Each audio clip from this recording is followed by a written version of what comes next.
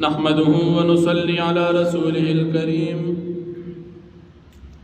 أما بعد فأعوذ بالله من الشيطان الرجيم بسم الله الرحمن الرحيم يا بني إسرائيل اذكروا نعمتي التي أنعمت عليكم وأني فضلتكم على العالمين صدق الله العظيم. سورة بقرة اول پارا وصل وختم آیت دی ایتون د مخکې ایتون سره ربط او مناسبت دادي چې په مخکې ایتون کې په بني اسرائیل باندې انعامات اجمالا بیان شوي په دې ایتون کې په بني اسرائیل باندې د الله پاک د انعامات تفصیل بیانې الله رب العالمین بني اسرائیل ته فرمایي چې زما پتا سبا د انعامات دي هغه انعامات زما یاد کړئ تاسو ما د خپل دور په ټولو خلکو باندې فضیلت درکړ امتونو کې د نبی کریم صلی الله علیه وسلم د امت نه بعد د بنی اسرائیل فضیلت په نور امتونو باندې بیا چې کله نبی کریم صلی الله علیه وسلم ته الله پاک امت ورکړو نو په ټول امتونو کې بهترین امت د نبی کریم صلی الله علیه وسلم د نبی علیہ السلام امت دا په جنت ته د نور امتیان نه وړاندې داخليږي او د نبی علیہ السلام امت دا په پولیس صراط باندې د نور امتونو نه وړاندې تیریږي. حدیث د بخاری شریف دی. دې کې یو مسله بیان شو د بنی اسرائیل فضیلت خود خپل دور په خلکو باندې زمونږ استاد د دور یو گمراه سړی دی چې هغه ته ویل شي ډاکټر جاوید غامدی هغه وی د بنی اسرائیل فضیلت د نبی علیہ السلام په امت باندې سیوا دی لیکن دا خبره د قران نه خلاف ده. بنی اسرائیل اولنا بهتر خلق او چې کله د نبی کریم صلی الله علیه وسلم نه انکار وکړو نو بیا د الله پاک د طرفنا د غضب مستحق شو. الله پاک فرمایي فباءوا بغضب علی غضب او دوی ته بیا کفار ویل شو. ان الذين آمنوا ثم كفروا ثم آمنوا ثم كفروا ثم ازدادوا كفرا هغه ذکر راځي چې اول د موسی علیہ السلام ایمان وروړو بیا د سخی عبادت کو کافر شو بیا توبه وستل مؤمنان شو بیا عیسی علیہ السلام راغی هغه نه انکار وکړ بیا کافر شو. اوس د فضیلت مستحق ندی بلکې اوس د الله پاک د طرف نه د عذابونو مستحق ایمان ور سره نشته. یو خدا مسله چې دی فضیلت د خپل دور په خلق د نبی علیہ الصلوۃ والسلام د امت فضیلت تر قیامت پورې پټول خلق باندې د نبی علیہ السلام د امت فضیلت ځکه الله پاک قرآن کریم کې فرمایي کنتم خیر امه اخرجت للناس خطاب د نبی علیہ السلام امت ته چې تاسو بهترین امت دخل کوي او بل الله پاک فرمایي وکذالک جعلناکم امه وسطا لتكونوا شهداء علی الناس تاسو په قیامت کې د نور امتونو خلاف د پیغمبرانو په حق کې گواہی ورکړي تاسو اعتدال والا امت کې د نبی علیہ السلام امت دا بهترین امت په قیامت کې د پیغمبرانو په حق کې به گواہی ورکړي د نبی علیہ السلام امتیان به انکار کوي د نبی علیہ السلام امت په د پیغمبرانو په حق کې گواہی ورکړي دا د بهترین کېدو دلیل.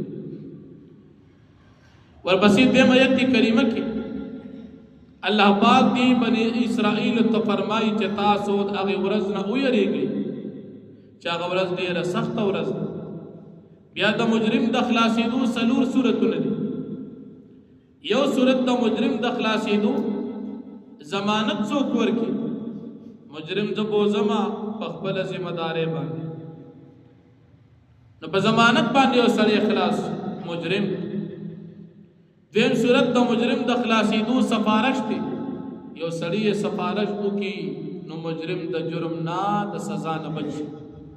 او دریم صورت د مجرم د خلاصېدو جرمانه او فدیه ده جرمانه ورکی پیسې ورکی مال ورکی په مجرم کې خلاص کی او سلورم صورت د مجرم د خلاصېدو په زور او په قوت باندې یو سړی مجرم په جرم کې گرفتار شو او یو سړی راشي په زور د دې جرم د دې سزا نه را خلاص کی.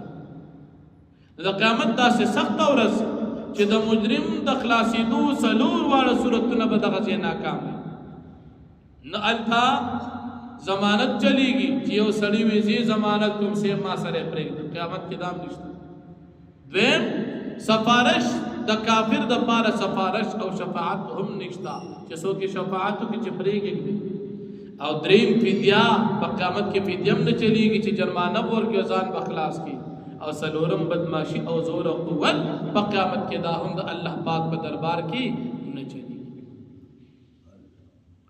اوس په دې کې یو مسله راغله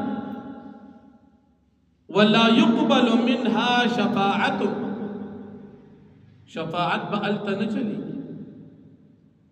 نو شفاعت دو قسمه دي. یو شفاعت د کفارو دی او یو شفاعت د مؤمنانو. منکرین حدیث ملحدین د منیر شاکر ډله دوی د قیامت د ورځې شفاعت نه مني. په دې باندې دا منیر شاکر خپل یو بیان موجود دی او پرون آبل پرون یو شاگرد یو بیان کړی دی چې په قیامت کې شفاعت نشته. اب آیت دا ویلې دی نو اوس براشو دی آیت نازلې دو وخت او شو سور لسلم سو وکاله د دې شفاعت اولنی منکرین معتزله او بیا د معتزله نرستو په اهل سنت کې چام د دین انکار نو کړي. بیا چې کله منیر شاکر بیلار شو هغه تن انکار اول دمنو چې کله پنځپیریو او چې کله لار پرې خو درندتي بیا انکار او چې د دوی کم جماعت او ډله لګیا دنه دا آیت ابل رسوي وی ولا يقبل منها شفاعت وی قران کې راځي چې شفاعت نشته. نه لکه قران کې د چا د پار راځي د کافر د پار. قرآن کی چې انکار د شفاعت نفی د شفاعت د کفارو د پاره په قیامت کې د کافر د پاره څوک سفارش نشي کولی.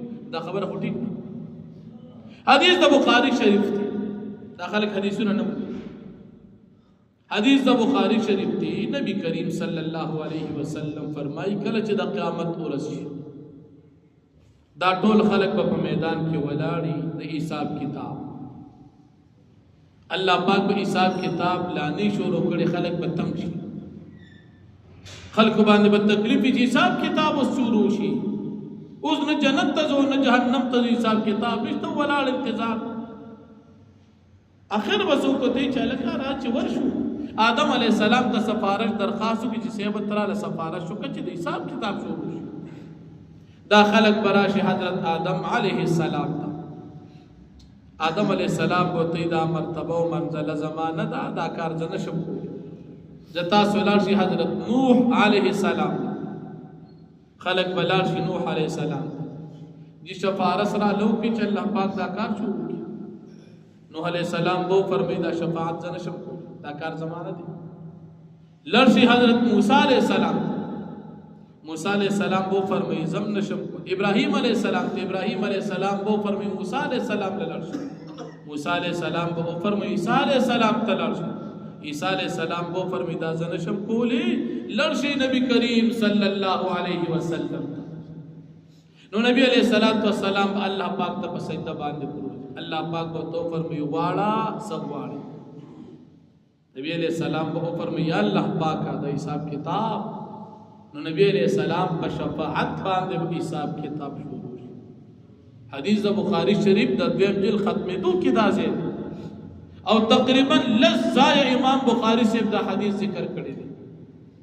دا شفاعت شتا منګو تاسو چې د اذان نه بعد دا کوم دعا وایو اللهم رب هذه الدعوة التامة والصلاة القائمة آت محمدا الوسيلة والفضيلة والدرجة الرفيعة وارزقنا شفاعته. دا شفاعت کم یادو دقه شفاعت. نو چې کله دا منکرین حدیث دا ذکر کوي وی روایتو کې راځي چې شفاعت او قرآن کې راځي چې نشته وی دا روایت د قرآن نه خلاف. الکه روایاتو کې د کفارو باره کې نه دي، د مؤمنانو سفارش. او بیا پسې ډرامه کوي، وی قاری سے بدلسو کسانو سفارش کوي او عالم به د دونه کسانو کوي او بیا پکې د ځان وی اجي سے به د دونه کسانو کوي، ډرامه کوي دی حدیث پسې. او حافظ سے به د دومره کسانو کوي او شهیدان به د دونه خلکو سفارش کوي. وی دا روایاتو کې راځي، وی دا روایت د قرآن نه خلاف. عالم به شفاعت کوي، حدیث مبارک کی.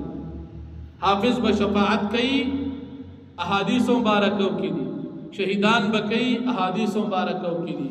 نبی علیہ السلام به شفاعت کوي، حدیث مبارک کی دي. نو حدیث جدا دي او قرآن آیت جدا دي. قرآن کې راځي شفاعت نشتا د کفارو، احادیث کې وایي شتا د مؤمنانو. نو خبره جدا ده. کم چې شتا د مؤمنانو د پاره، کم چې نشته د کافرانو د پاره، نو دا ظالمان هغه کافرانو والا سیرا والی او د مسلمانانو د خلاف یې پیش. نو شفاعت نشتا، دا د قرآن کریم تحریف او د قرآن کریم باندې دروغ ویل. زمونږ د اهل سنت والجماعه سلور مذهب مسلمانان ایمان دادي شهیدان بم شفاعت کوي، حافظان بم کوي، عالمان بم کوي، پیغمبران بم کوي. دا د اهل سنت والجماعه اتفاقی عقیده. بل قرآن کریم چې الله پاک نازل هغه وخت نه څومره مفسرین دي، هغه ټول وایي ولا يقبل منها شفاعة للكفار. شفاعت بنکیږي په قیامت کې د چا؟ د کفار د پاره. ناغي تفسیر کړی دي مفسرین د امت مسلمه چې شفاعت د کفار د پاره نشته. او یو سړی وایي چې نه د مسلمانانو د پاره، دا په قرآن باندې دروغ وایي او د دغه خلکو اوس بل سکار نشته. کم حدیث و معمولی غونته د قرآن خلاف کار هغه درس کوي، او چې کم حدیث د قرآن کریم سره موافق دي د دې په ذهن کې هم او حقیقت کې هم هغه نه بیانوي. چې کوم ته خلاف د دې په ذهن ښکاري صرف هغه راوالي ګوره قرآن کې دا دی، حدیث کې دا دی، حدیث نه وي روایاتو کې، وي روایاتو کې دا دی، نه هغه قرآن کریم خلاف پیش کړي. لکه دې د علاوه د نبی علیہ السلام بلا حدیثونه شته، انور ولې نه بیانوي، هغه نه بیانوي. او چې کوم د دې طبیعت کې دا سراج چې ظاهرا د قرآن نه خلاف وي، ګوره کنه دا حدیث د قرآن نه خلاف دي، او بیا د ځان استهزاء پسې دو کی وي دا حدیثونه وي دا مجوسیانو د قرآن خلاف لیکلي دي، نعوذ بالله. او بیا وی بخاری، مسلم، نسائی، ترمذی، ابن ماجه او ابو داود وی دا د حدیثونو کتابونه دا ټول د مقابله د قرآن د پاره لیکل شوی دي، نعوذ بالله. دا د قرآن کریم مقابله نه ده، بلکې حدیث د نبی علیہ السلام د قرآن کریم وضاحت دي. د نبی علیہ السلام ارشاد بخامخا منی په قرآن کریم باندې ایمان د پاره ضروري دی. ته چې قرآن د الله کتاب منی، تا ته چا ویلي دي؟ خو نبی علیہ السلام ویلي دي. پس کې راغلي دي حدیث مبارک کې. نو چې ته حدیث نه منی نو قرآن به څنګه ومني؟ حدیث خو دې د پاره دی چې قرآن منی. حدیث بتا ته قرآن بیانې، نو حدیث د پیغمبر د قرآن مقابله نه ده، بلکې دا د قرآن کریم وضاحت دی. لکه موږ تاسو اوس مونږ کو دا رکعتونه موږ ته چا ویل، دا ټیم موږ ته چا ویل، دا طریقه موږ ته چا ویل، دا ډک او تش پکې چا کړی دي، دا وتر پکې چا کړی دي، دا 2 رکعات او 4 او 3 پکې چا کړی دي، دا پیغمبر علیہ السلام کړی. نو چې ته قرآن منو، قرآن کریم کې په دې طریقه مونږ نشته، اوس به مونږ نه کې. روزه پکې دې طریقې سره نشته، نو روزه باندې نشي. حج پکې په دې طریقې تفسیر سره نشته، نو حج باندې کې. د دنیا کوم عبادت بغیر د دین د نبی علیہ السلام نه تکول شي. معلومه دا شوا د قرآن کریم سره سره د نبی علیہ السلام احادیث مبارکه منل هم فرض دي، څنګه چې د رب العالمین سره د نبی علیہ السلام منل هم فرض دي. یوازې په الله رب العالمین منلو سړی مسلمان نه دی، نبی علیہ السلام به هم مني. دغه شان د رب العالمین د کلام قرآن کریم سره د نبی علیہ السلام حدیث مبارکه منل هم فرض دي. که یو سړی قرآن مني حدیث نه مني، دا سړی مسلمان نه دی. نو معلومه دا شو چې دې ځکه دا خلک په قرآن کریم باندې دروغ وي. د دې لپاره موږ تاسو ته پکار دي چې د داسې خلکو درسونه او بیانات قطعا ما اوري. ستا په ذهن کې به ایمان او د دین په باره کې او د نبی علیہ السلام او د حدیث په باره کې شکونه او شبهې پیدا کړي. نو که د نبی علیہ السلام باره کې د شک پیدا شو، ایمان خو دې لاړ. احادیث مبارک کې باره کې ذهن کې ګډوډي پیدا شو، ایمان دې لاړ. که ته بیا ډېر وزنې کمل او مزګزار او دیندار او شک سره خو ستا ایمان ځي، ایمان یقیني وي او شکی چې هغه ایمان دي، نو چې شکی شو ست ایمان ته نقصان ورسېدو د دې وجې نه موږ تاسو ته پکار دي د هغه علماو بیانات وورو چې هغه موږ او تاسو پیژنو چې دا حقیقت کې زمونږ مشران دي او د دین عالمان دي او کدا سی بلا رشید هغه درسونو بیانات قطعا اوري نو الله جل شانه فرمایي یا بنی اسرائیل اذکروا اے اولاد یعقوب علیہ السلام تاسو یاد کی نعمت التي زماغ نعمت انعمت علیکم چې ما کړی دی پتا سو باندې وانی فضلتکم علی العالمین یقینا ما فضیلت درکړی تاسو د خپل دور پټولو خلکو باندې وتقوا تاسو یریږي ځان بچ کی یوم د عذاب د غورزی د سختې د غورزینا لا تجزی نفس عن نفس شیئا چې ذمہ دار نشي جوړې دي یو نفس د بل نفس نه هیڅ چیز ولا يقبل منها شفاعه او نبشي قبل ولید دغه نفس کافرانه شفاعت کافر د پر شفاعت قیامت کې نشته ولا يؤخذ منها عدل او نبشي قستلی د نفس کافرانه فدیه ولا هم ينصرون او نبد دوی مدد وکړلی شي واخر دعوانا الحمد لله رب العالمين